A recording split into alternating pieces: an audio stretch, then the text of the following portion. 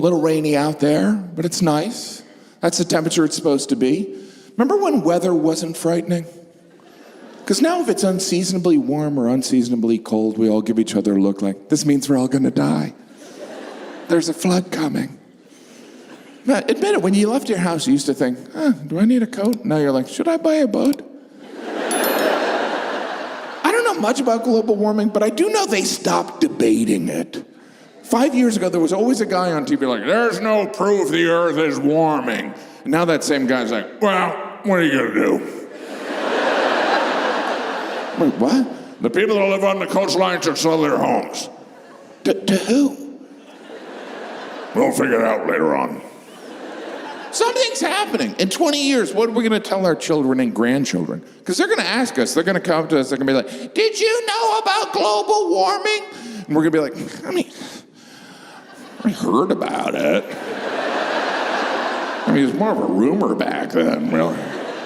Did you protest like that Greta lady? Kinda. Yeah, there was a pandemic. We didn't really do groups. I brought my own cup to Starbucks. There's floods, there's fires, there's a pandemic. In biblical times, these would have been messages from God. Like, we don't know, God might be up there right now like, are they getting any of these messages? Is anything getting through? And God's assistant's like, no, sir. Set the entire state of California on fire. Did they get the message? One woman is saying it's space lasers, sir. What about the pandemic? I said a plague. They're blaming the guy who came up with Microsoft Word.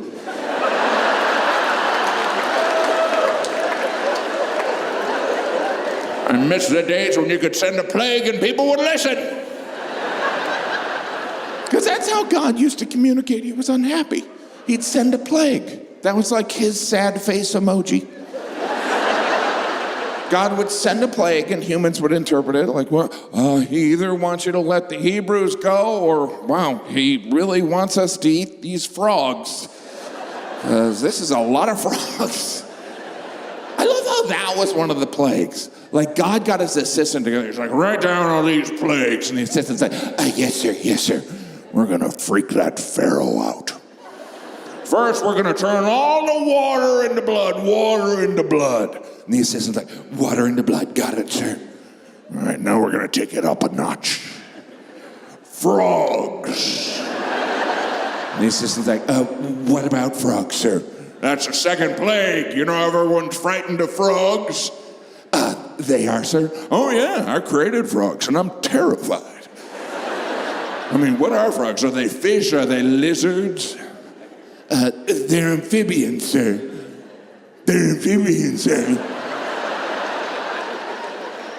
Just write down the damn plagues. I don't pay you for your commentary. I like how there were 10 plagues. 10 plagues, like there were albums God released. Like a catalog. Was there ever a retrospective where God was interviewed? He was like, yes, my 10 plagues. They really were a reflection of where I was at the time. I knew I wanted to start with water into blood. I was going to do water into wine, but I thought I'd save that for my son. And then the frogs. I was in a crazy place. I had just watched a bunch of Muppet movies. We all want to live longer, but how much longer? Like, you ever see old people, really, really old people, the look on their face, they always have that look like, I can't believe I'm still here. I would have eaten so much more ice cream. Why did I ever consume kale? Can we stop with the kale propaganda?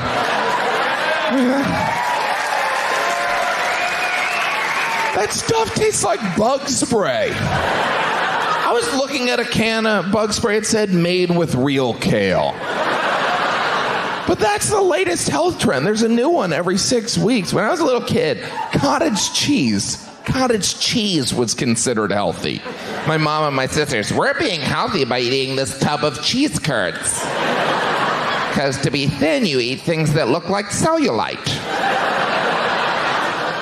Remember when pita was healthy? Pita's not bread, it's from the Middle East. Take cheese, bad for you, put it in pita, it's okay. That's why when I smoke crack, I do it on pita. We're still in the middle of the wrap phase. Wraps are so good for you. When you roll food, it takes the calories out. It becomes a sandwich wand. Ta-da!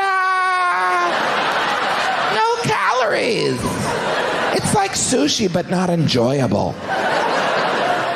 There's good fats and bad fats. I like to think of myself as a good fat. I did discover that I'm gluten-free. Anyone gluten-free here? Yeah, I was just kidding. You're a communist.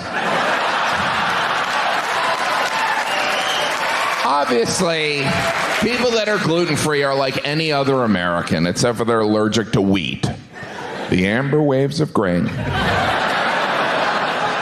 Doesn't mean they don't love their country, just means they can't stomach the Purple Mountains majesty. Those are the people we should be screening at airports. Are you gluten-free / a terrorist? I don't judge, I report, you decide. There's new milk every 6 weeks. Oh, you shouldn't be drinking cow's milk. Don't drink cow's milk.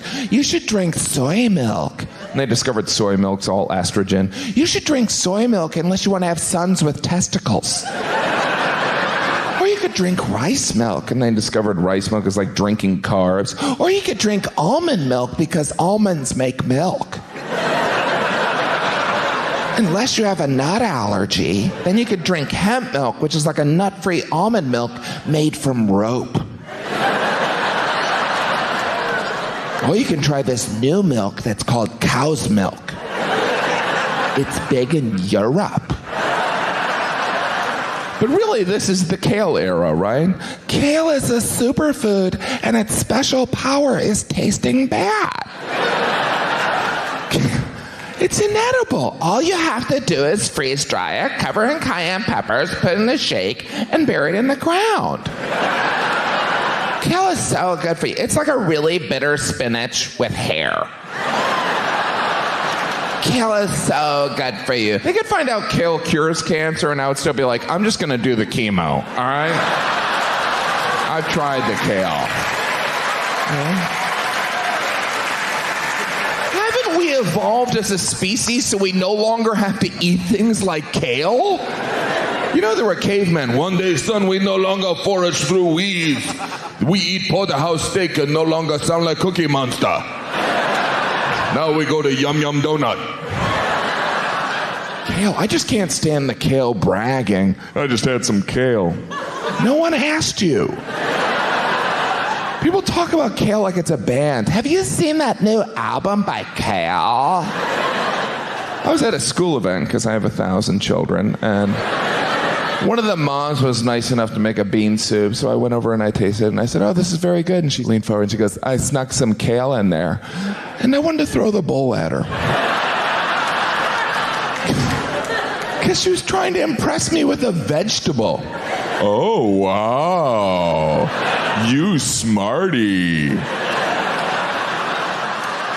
But you know what? I blame Whole Foods. I do. They're just bored at Whole Foods. They're like, what else can we sell these idiots? Just give me a plant. Not that one. That's poison ivy. Wait, can we make milk out of that? Give me the other one. What is this? Kale? It tastes bad? Well, they'll think it's good for them. Charge $20 for it. And we're like, ah. But I go to Whole Foods. I do. I waste my money there. They should just have a garbage can at the entrance of Whole Foods with a picture of a wallet over it. Okay, how many items do I get? I get 2? Okay. I'll have the grapes for $500. And Alex, I'll have the loaf of bread made of wood for $10. I'll put the rest on my Amazon wish list. What is the business idea of Whole Foods? It's like Costco, but instead of bulk, you get nothing. You ever look at your bill when you're leaving Whole Foods? You're like, wow, I'm really not good at managing money. Because you only remember how expensive it is when you get there. You're like, these prices, I'm too lazy to go to another store. I recently became a father. Thank you. Became a father for the 4th time. Never so much applause on that part. Really no applause, right? Because after the 3rd kid, people stop congratulating you. Then they just treat you like you're Amish. 4? Well, that's one way to live your life. Can you build us one of those wood fireplaces? 4 kids. 4 kids. If you want to know what it's like to have a 4th, just imagine you're drowning, and then someone hands you a baby. The good news is we live in a 2-bedroom apartment, so I thought it through. I haven't slept in 7 years. I didn't always look like this. I'm actually Puerto Rican. But the wear and tear of parent. I used to have thick black hair. I was muy guapo. No más.